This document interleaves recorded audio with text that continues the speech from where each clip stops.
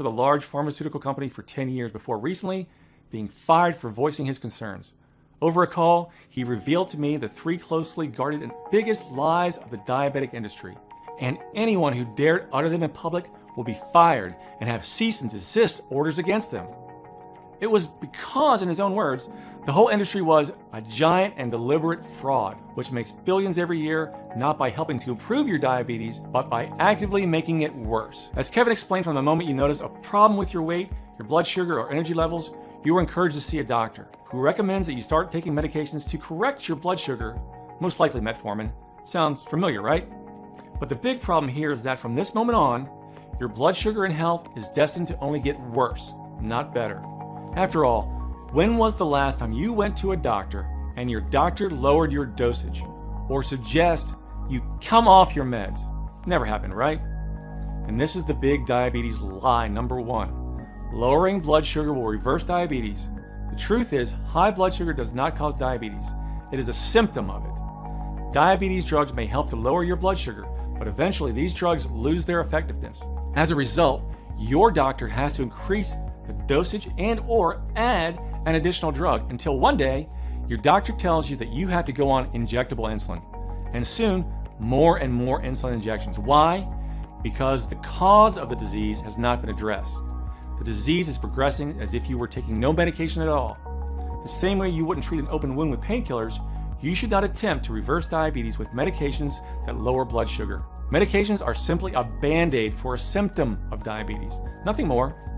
Worse still, these drugs have been proven to cause kidney failure, liver failure, heart attacks, cancers, and strokes. To really reverse diabetes, you have to go after the root cause, insulin resistance, not just treat the symptoms and live as a continual victim of this disease. That's why these drugs are such a cash cow for Big Pharma, because you are still trapped in the insulin resistance cycle. Drug companies make the most profit by having people completely dependent on their medications for life, buying new prescriptions, refills month after month. According to a recent study published in the journal Pharmacoeconomics, a person with type 2 diabetes will spend an average of just $230,000 to treat the disease over their lifetime. And that's just one person.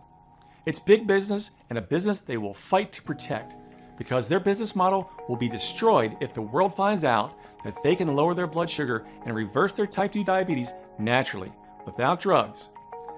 Next, Kevin revealed big diabetes lie number 2. This one shocked me. Exercise helps reverse diabetes. For many years, we've been under the impression that exercise is useful for every person with diabetes.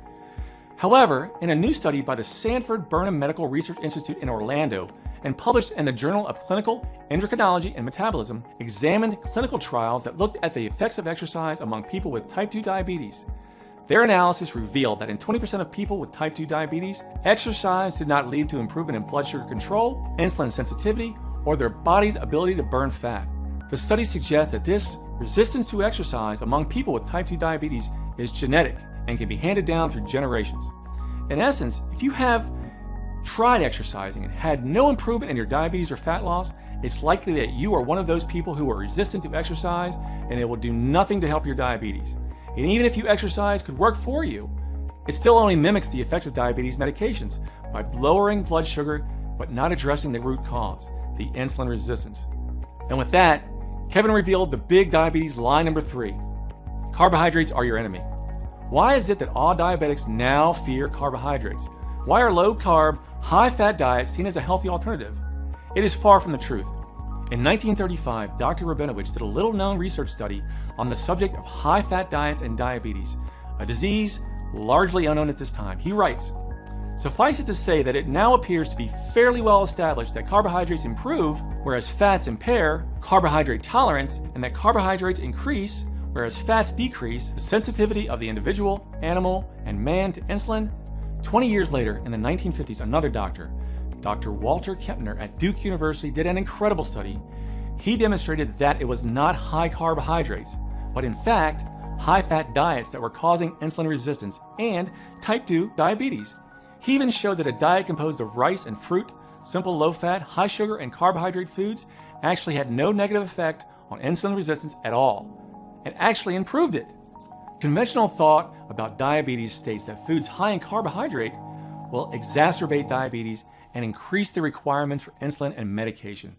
This is the cornerstone of the Atkins diet, the South Beach diet, the Zone diet, and the Paleo Revolution. Central to each of these diets is a reduction in carbohydrate intake for the explicit purpose of reducing the need for insulin, which in turn reduces the severity of diabetes and leads to significant weight loss. So, by this low carbohydrate rationale, Dr. Kempner's rice fruit diet should have resulted in metabolic disaster for his patients living with type 2 diabetes. The rice fruit diet should have increased his patients' insulin requirements, caused unwanted weight gain, and exacerbated cardiovascular disease. In fact, it was quite the opposite.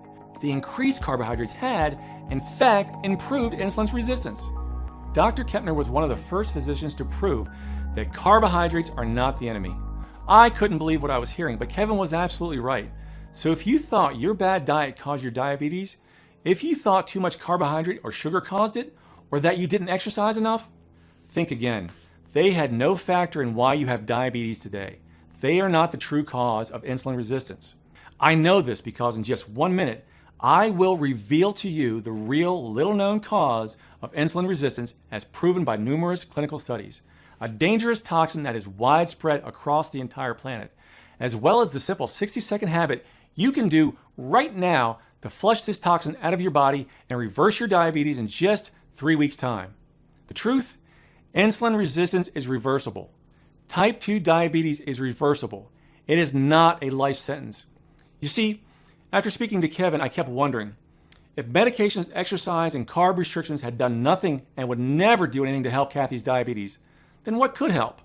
If the top 3 things that doctors and the entire diabetes industry had told us would help did nothing for diabetes and its root cause, insulin resistance, then what would I do? Sadly, Kevin didn't have the answer, and I was close to giving up, and that's when I discovered something that chilled me to the bone. I'm embarrassed to share this with you, but I feel I have to. Using Kathy's laptop, one night I stumbled onto some of her Google searches. Best way to kill yourself, said one query. Painless suicide, said another. I had no idea Kathy was feeling that low.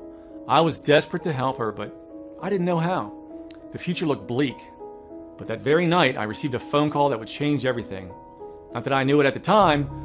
I've always believed in God and prayed to Him practically every night for weeks, asking Him to help Kathy, and I firmly believe that what happened next is proof that He was listening. That call came from my boss.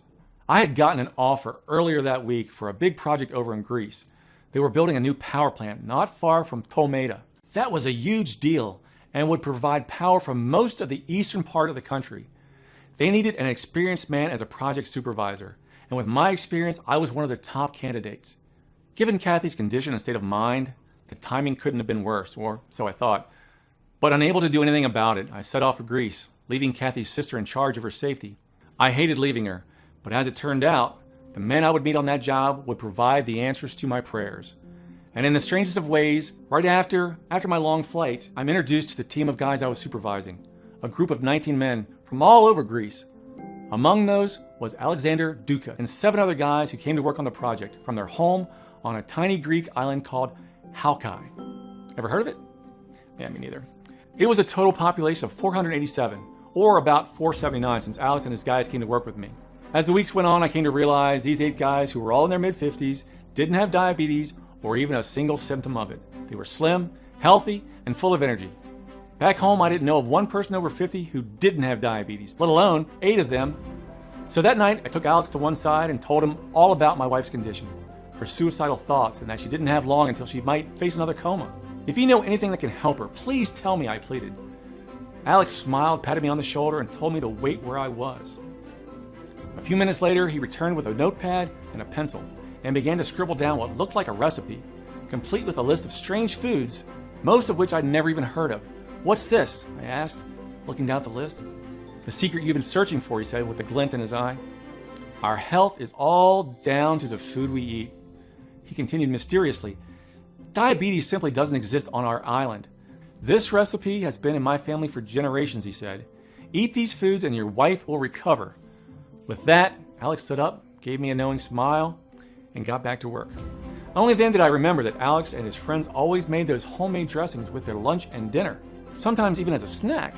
They'd put them on salads, meats, veggies, and even just dip pita breads in them. The minute I returned home to the US, I began researching the ingredients from